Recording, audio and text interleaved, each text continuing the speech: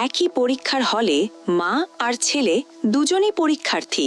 40 বছর বয়সী মা বসেছেন এসএসসি পরীক্ষায়, আর ঠিক পাশেই তার 15 বছরের ছেলে।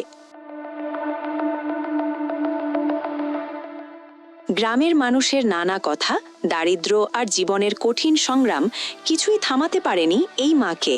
কিন্তু কেন 40 বছর বয়সে আবার বই হাতে নিলেন তিনি, আর কিভাবে ছেলে হলো মায়ের সহপাঠী, শেষ পর্যন্ত জানলে আপনিও অনুপ্রাণিত হবেন। জীবনের নানা প্রতিকূলতা পেরিয়ে 40 বছর বয়সে পরীক্ষার হলে বসেছেন ফুলঝুরি বেগম।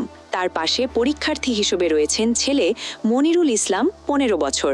নাটোরের লালপুরে চলতি বছর একসঙ্গে এসএসসি ভোকেশনাল পরীক্ষায় অংশ নিচ্ছেন তারা। বিষয়টি এলাকায় ব্যাপক চাঞ্চল্যের জন্ম দিয়েছে। মা ছেলের বাড়ি উপজেলার দুরদুরিয়া ইউনিয়নের নওপাড়া গ্রামে। তারা দুজনেই মোহরকয়া নতুনপাড়া মাধ্যমিক কারিগরি ভোকেশনাল ইনস্টিটিউটের শিক্ষার্থী। বর্তমানে তারা উপজেলার মধুবাড়ি দাখিল মাদ্রাসা কেন্দ্রে এসএসসি ভোকেশনাল পরীক্ষায় অংশ নিচ্ছেন। সরেজমিনে জানা গেছে, ফুলঝুরি বেগমের স্বামী নজরুল ইসলাম পেশায় একজন ভ্যান চালক, কখনো আবার দিনমজুরের কাজ করেন।